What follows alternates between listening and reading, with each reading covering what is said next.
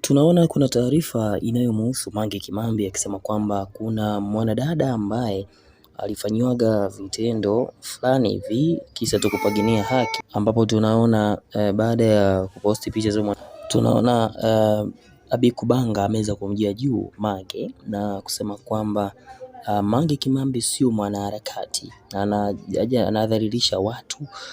Kama kweli ni mwanaharakati basi aweze kupanda ndege kutokea kule Los Angeles na kuja Tanzania kupambana kuwa na kweli ni mwanaharakati, inatakiwa aje Tanzania na sio kuzungumza kwenye mitandao Instagram na kuwashawishi watu waweze kufanya fujo wakati yeye yuko kule Marekani, na yakiwakuta wengi huku yeye anakuwa yuko salama kwa sababu yuko Marekani, yuko mbali na nchi yake ambayo anasema anaipambania. Na kutokana na Mange Kimambi kumtaja mwanadada huyo, tunaona aliweza kumtaja mwanadada huyo, na huyo Abi Kubanga akasema kwamba huyo mwanadada wala sio mwanaharakati, kwanza ni malaya tu na picha zake anazo, lakini pia tunaona hatuwezi kuvujisha kwa sababu tunawazalilisha wazee wetu.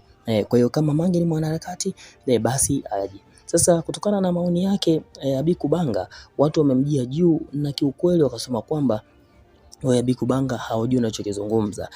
Wengi wakisema no reform no election, kwa sababu kuna mmoja ama nyingine pengine ni wafuasi wa Mange Kimambi walimjia juu Abi Kubanga na kuweza kumwambia kwamba kama inawezekana acha hizo biashara za Mange Kimambi, kwa sababu wewe hauwezi kutuambia chochote, kwa sababu wewe ni mtu ambaye hatukuelewi, au sio? Hatukuelewi, lakini pia inaonekana kabisa kwamba unapambana na demu. Kwa nini usipambane na wanaume wenzako?